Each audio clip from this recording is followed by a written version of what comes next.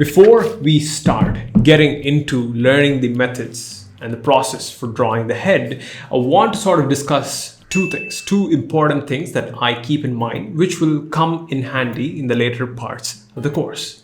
Number one, have you ever drawn a face or a head when you were a kid? When you ask a kid to draw a head, what does he or she do?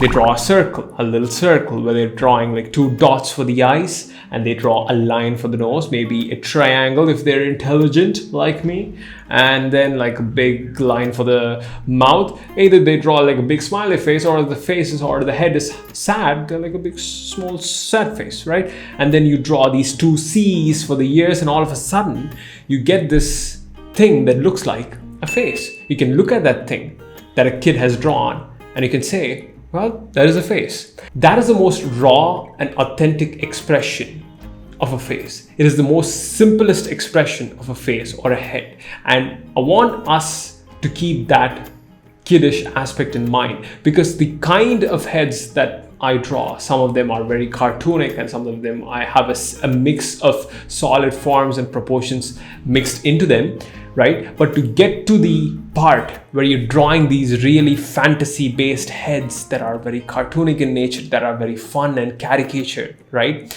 You gotta keep the process simple at first, or you gotta at least keep the idea of simplicity in mind. With that in mind, you go ahead and learn all the complex processes and methods and systems. And once you're done with learning all the complex methods, you come back to the simple ways. You take all these complex pieces of information and make it simple. So that is the first thing that I want you to keep in mind while we are going through this class. I want you to keep the simple kid drawing a head with a square, with a circle, with like a dot for the eyes, with like triangles for the nose, sometimes other kinds of simple lines and squiggly shapes for the facial features, right? You gotta keep this simplicity in mind while we're going through this, because from this simple comes the complex. You can take this simple method and turn it into something more complex. So that is number one. Number two is this, which is your head right here. This thing right here, this is not a head, this is a head actually, but this is a skull with all the musculature on top of it removed, right? So Jumbo right here, we're just gonna call him Jumbo, right? Jumbo's skull seems to be in its most basic form, all of the material stripped out of it. And if you look at it, it's not flat, right? It's three-dimensional. It's got sides to it, right? It's got a back, it's got a bunch of mini forms on top of it. So that is the thing that I want you to remember when it comes to drawing the head, which is the head is made up of very simple forms that are put together. This is very, very crucial because we've already discussed this in other chapters of drawing camp, right?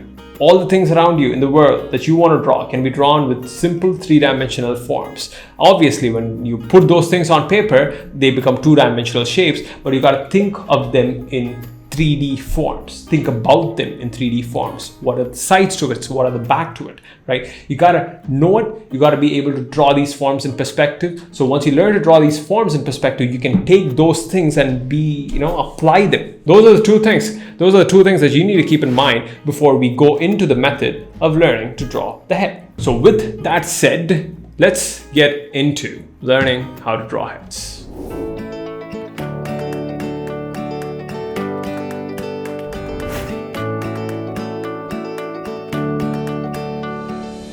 So the method that I use to draw heads is what I call the 3-6 method. Well, what is in the name, Kesh? What is this 3? What is this 6? It's confusing.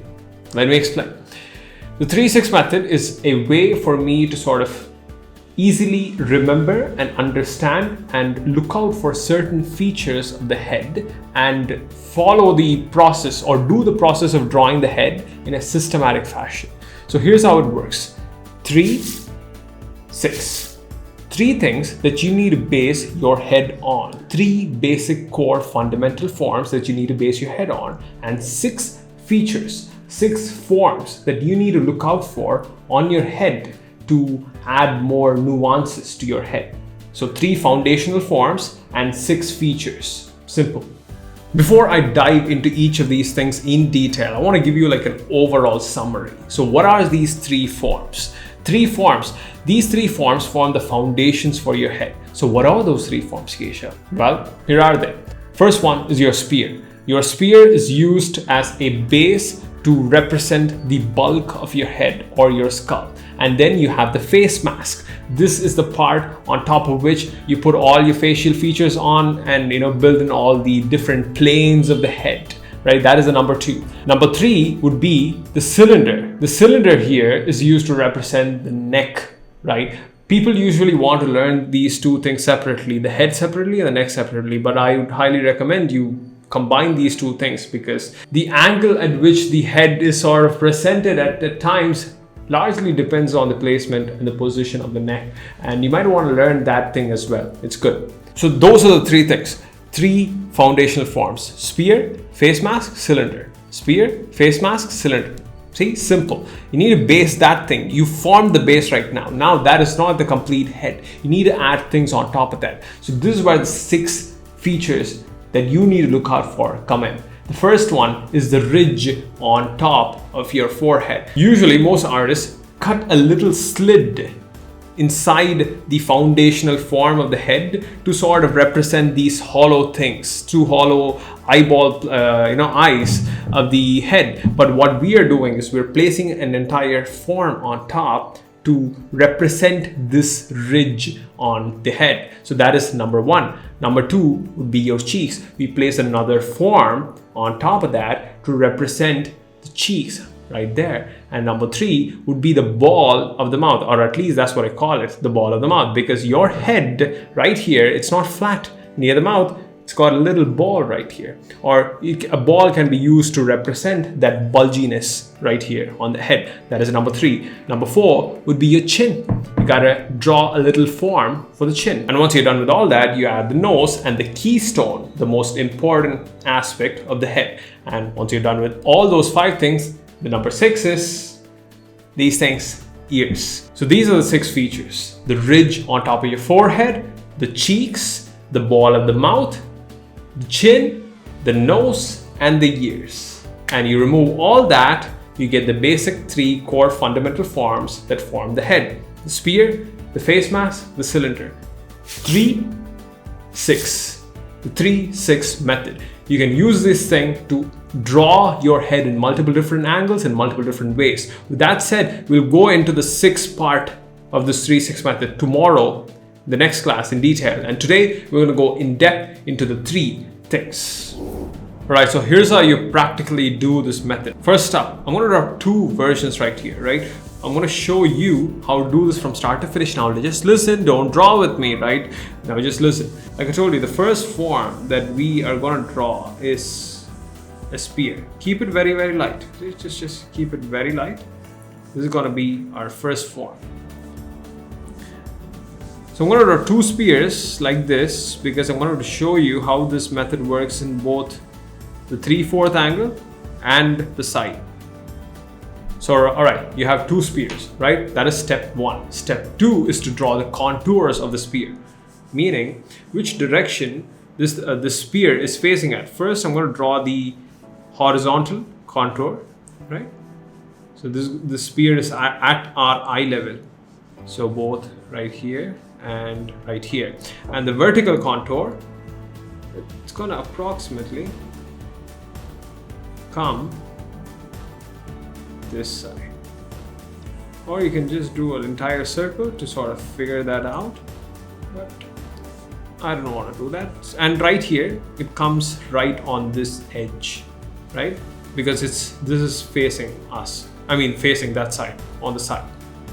So now you've drawn the contours of the spear. Now, the third step is to actually cut a side of the spear. Now this would sort of mark the side of the head, because your skull, right, the spear, the flats are actually, the sides are actually flat. I just messed up my language right there. So we're just sort of cutting a part right here. Right here. And this thing would sort of come out in the exact center, right here. right? And we can even just make sure the height is correct, like that, right? And what you want to do is draw the X just to sort of mark the sides. Now, this point right here, this X right here, this particular point right here in the center, this marks the direction the spear is pointing at, and also the head is pointing at. So here's how you simply draw the head from this point, right? It's very, very simple. Now, before you do that, you go ahead and mark the bottom of the sphere like this. This would be your nose line, and this would be approximately your hairline, right? Same here.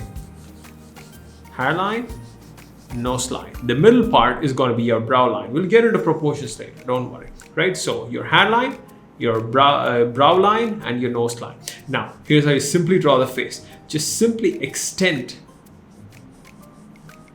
a line right here. Extend. It should be a straight line. One of the mistakes that people do is like they curve it inside it. Don't do that. Just extend a straight line, right? And then you draw a line parallel to this line right here. This would mark the chin. Now, where would you exactly draw that? Simple. Take the distance of this one. So you have this right here. You're going to use this thing as an approximation and mark that. That would be your chin line. So we can use that right here.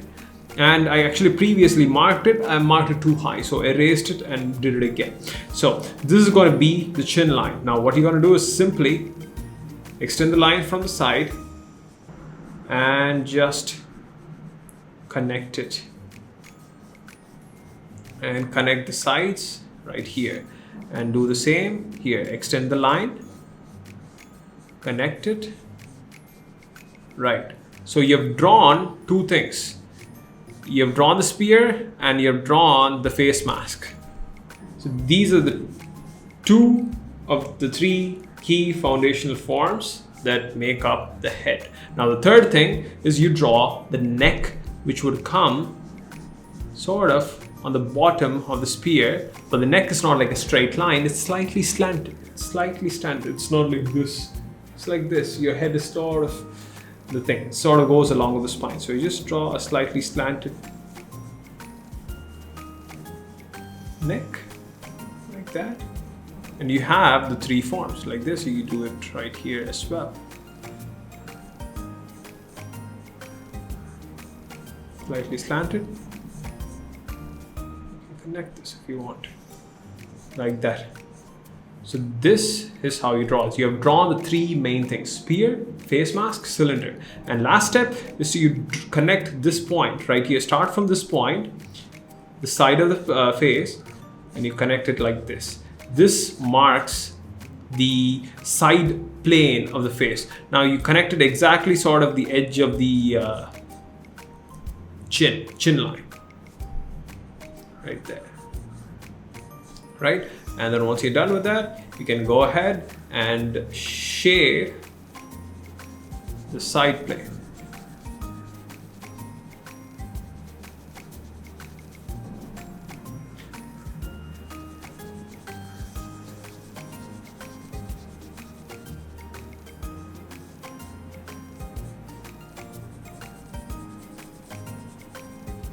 There you have it. The three key forms that forms the basic foundation of the head. Now some people use boxes instead of spears. You can go ahead and do that. And on top of this, we're going to be adding the 6 features.